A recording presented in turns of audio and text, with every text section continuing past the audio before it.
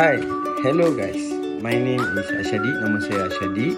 Okey, saya di sini ingin membincangkan, mengupas sebuah topik yang saya rasa amat common didengar oleh kalangan-kalangan para orang dewasa kini, dan mungkin kanak-kanak pun sudah terdedah dengan pemberitahuan perkara ini.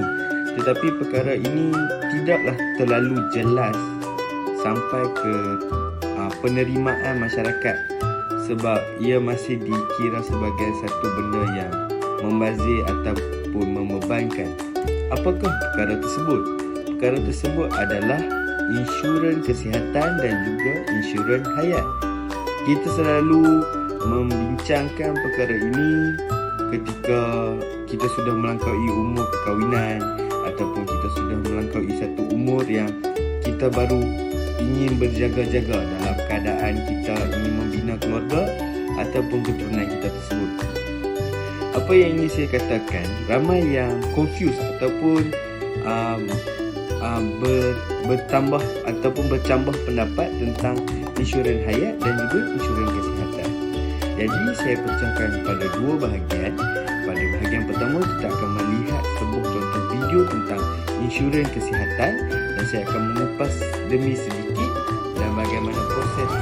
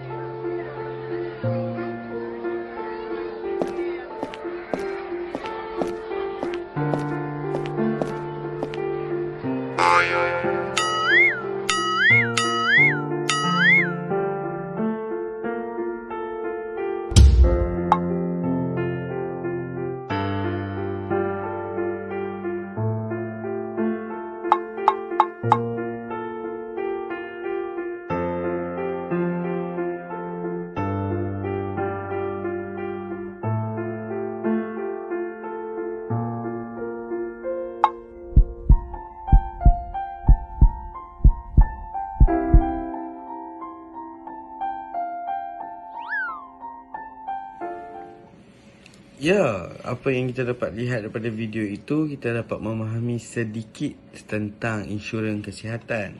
Apakah insurans kesihatan itu? Insurans kesihatan adalah sejenis insurans yang melindungi perbelanjaan perubatan kita yang timbul akibat penyakit, daripada kecelakaan atau apa-apa yang berlaku, rawatan di hospital ataupun klinik. Perbelanjaan ini mungkin berkaitan dengan kos masukan ke hospital, kos ubat-ubatan ataupun yuran perundingan doktor. Kadang-kadang mungkin kita bernasib baik sekiranya kita dapat peluang daripada subsidi kerajaan ataupun kita mendapat daripada bantuan hospital kerajaan. Tetapi apabila kita perasan ataupun kita sedar, tidak selalu nasib seperti menyembelahi kita. Jadi kadang-kadang kita terpaksa dalam keadaan kecemasan ataupun kita tiada pilihan, dan kita perlu mengeluarkan sejumlah duit yang besar. Kita perlu sedar kita mungkin rakyat marhin ataupun rakyat biasa, tetapi kita ada cara untuk kita mengurangkan beban yang sebegitu. Kadang-kadang kita tak pasti kita keluar nak membeli barang, tetapi boleh jadi satu bencana yang amat besar dan mengorbankan dan mengakibatkan kos rawatan yang amat tinggi. Kita hidup tidaklah terlalu banyak emas di rumah, tetapi menggali hari demi hari. Jadi insurans kesihatan ni adalah salah satu cara yang kita dapat menolong diri kita untuk ketika kecemasan ingin menggunakan duit. Siapa yang perlukan insurans kesihatan ni? Bagi saya tiada jawapan yang tepat selain daripada jawapan yang dikirakan semua perlukan insurans kesihatan ni. Tak kira jantina, saiz kasut ataupun insurans kesihatan ni adalah berkesuaian untuk satu keluarga ataupun semua manusia yang perlukan. Kita yang mempunyai kesihatan yang perlu dirawat di hospital. Sama seperti insurans kereta, sekiranya apa-apa berlaku dengan kenderaan tu, insurans ni akan melindungi dan juga akan ada mempunyai kesakitan yang kadang-kadang melebihi daripada jangkauan kita, seperti kanser ataupun penyakit kronik yang memerlukan kos rawatan, pembedahan ataupun apa-apa perkara. Apakah had umur untuk insurans kesihatan ni? Adakah ada had umur untuk insurans kesihatan?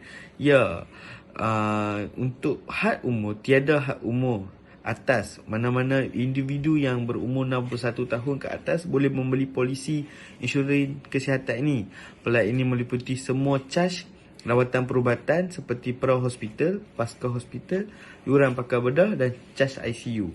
Apakah perbezaan antara insurans perubatan dan insurans kesihatan? Sebab dia mempunyai dua perbezaan. Sebab ini yang ramai tidak mengetahui. Dia dalam satu insurans tu pun dia ada polisi yang lain. Polisi insurans boleh berbeza mengikut syarikat ke syarikat ataupun satu mempunyai set kriteria yang unik untuk disediakan sebagai perlindungan. Dengan insurans kesihatan biasanya dibayar balik untuk pembelanjaan yang ditanggungkan akibat kecederaan ataupun penyakit. Tapi kalau insurans kesihatan, premium yang boleh ditolak sebarang faedah yang diberikan tanpa cukai. Bagaimana saya menuntut insurans kesihatan ini? Dia terdapat beberapa langkah. Pertama, borang tuntutan perlu diisi sewajarnya. Kita perlu isi borang dia yang dapat daripada kita punya polisi insurans tersebut, sijil perubatan yang ditangani oleh doktor tersebut, ringkasan pelepasan atau kad asal yang daripada hospital, semua bil dan resit asal yang digunakan, preskripsi dan memo tunai daripada farmasi hospital dan laporan penyiasatan. Dan kita boleh filekan perkara tersebut dan kita boleh claim tuntutan kita.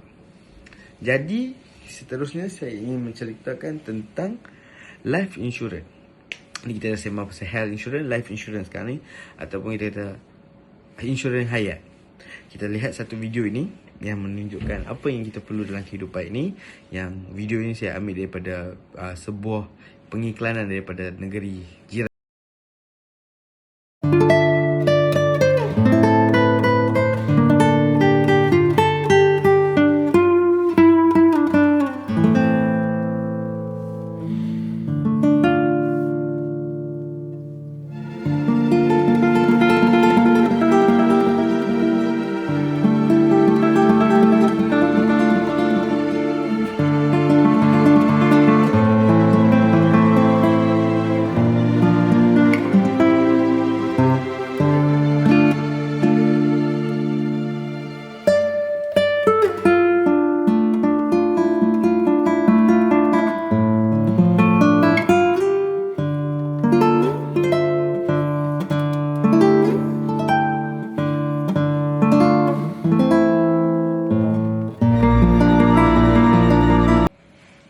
Ya, apakah insurans hayat? Insurans hayat ialah kontrak antara kita dengan syarikat insurans yang asasnya sebagai pertukaran pembayaran polisi kembali. Syarikat insurans itu akan membayar sekaligus yang dikenali sebagai manfaat kematian kepada waris ataupun selepas kematian kita kepada penuntut tersebut ataupun dalam apa-apa perkara yang mengikut kehendak dan polisi yang telah ditetapkan oleh syarikat. Penerima manfaat boleh menggunakan wang tersebut dengan kehendaknya sendiri.